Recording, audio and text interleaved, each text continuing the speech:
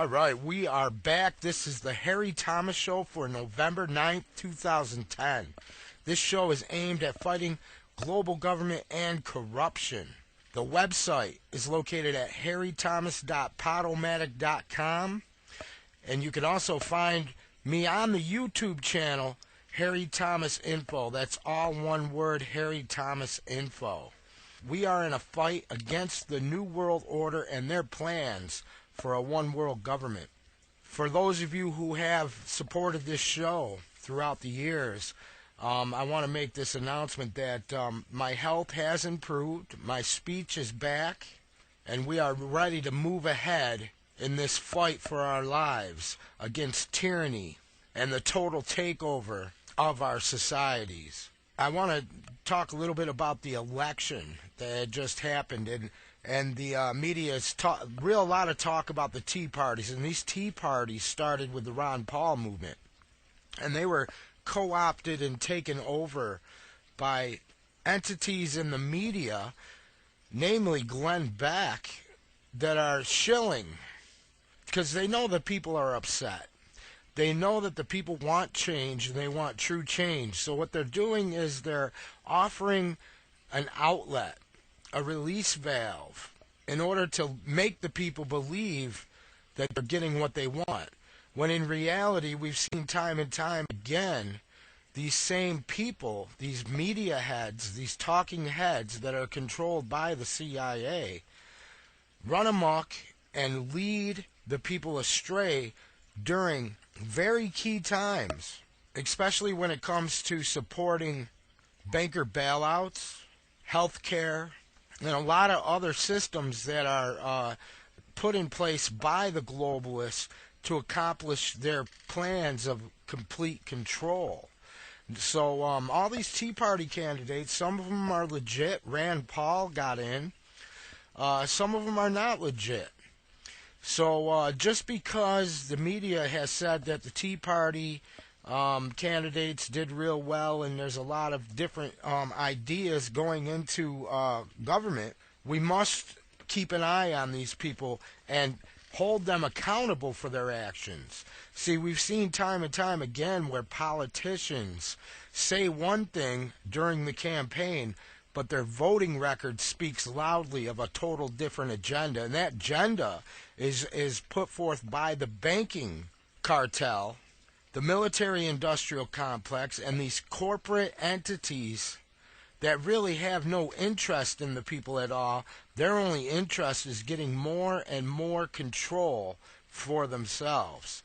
And that's what this show is all about, is exposing some of the key elements. It's impossible to cover it all when it comes to the global web of corruption. But we are trying to put a dent into it and get information out to the people.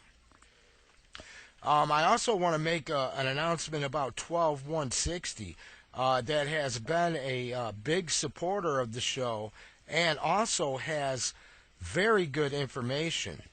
On a daily basis, it is a community-based network, and you can find a lot of information over there, and they are located at snardfarker.ning.com.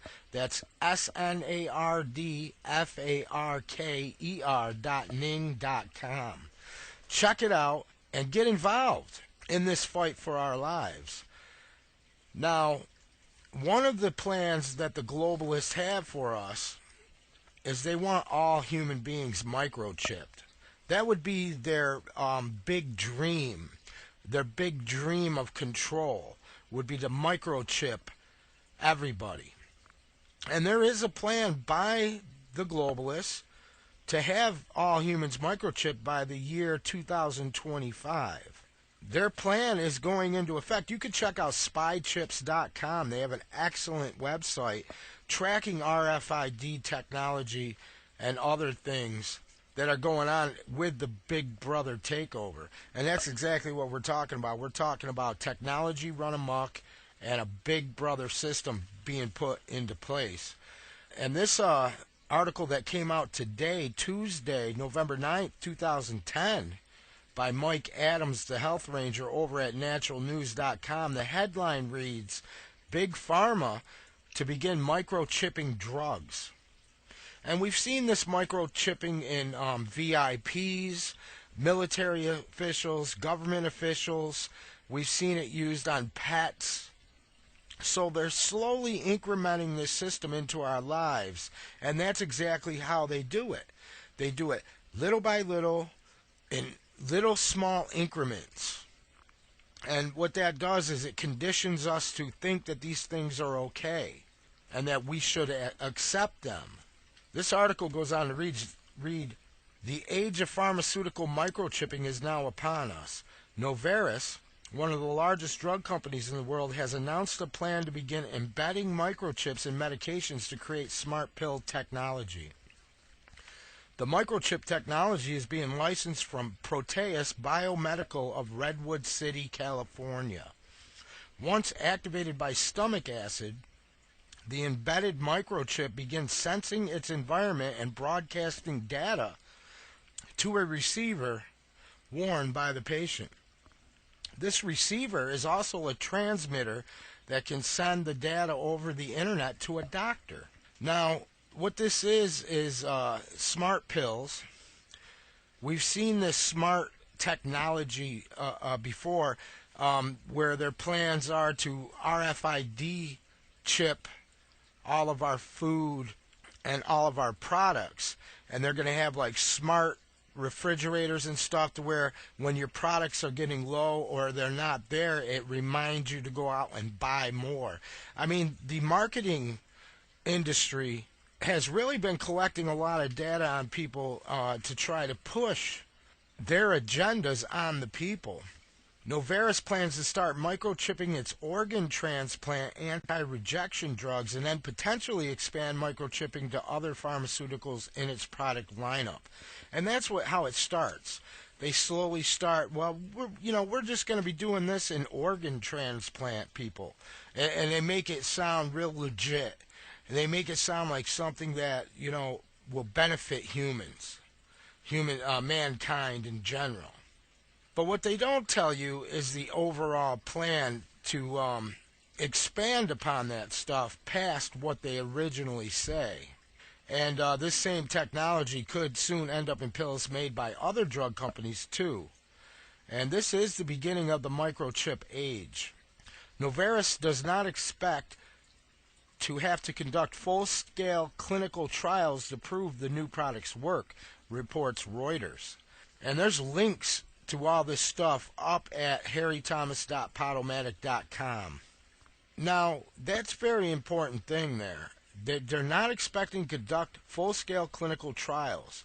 Now, the question that's asked in this article is what chemicals or heavy metals are contained in the microchip itself.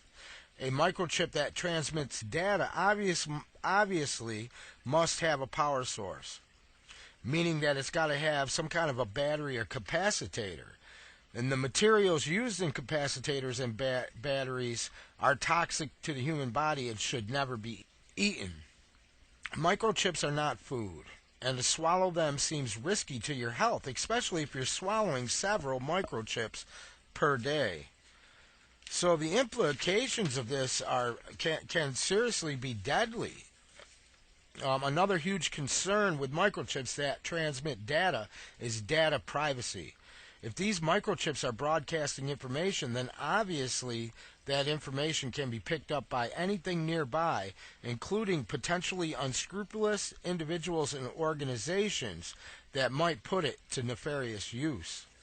Now, the really scary part about these microchip medications is that this technology will be used to make sure people are taking their medications.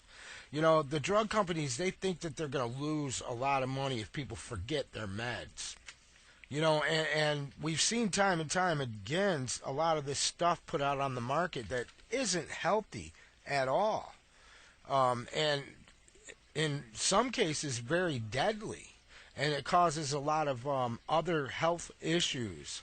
Now, this smart pill microchip technology will likely be used to track what pills patients have taken so that they can be gently reminded to take more pills they may have forgotten.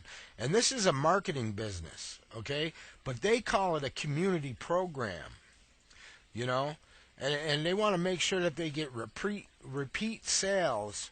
And this whole technology only benefits the drug companies. It does not benefit the patients really at all. And coming soon are going to be police drug scanners and employer drug scanners. Now think of the implications of this. This might be very useful for employers who don't want to hire people taking medications.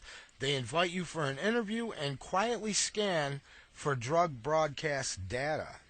Cops, too, could use similar scanning devices to determine if a driver at the scene of an accident might be medication impaired. And it's even easier to use than a breathalyzer test. So the fact is that the pharmaceutical companies, they always try to manipulate their data. They don't do the clinical tests, which has been admitted and published right in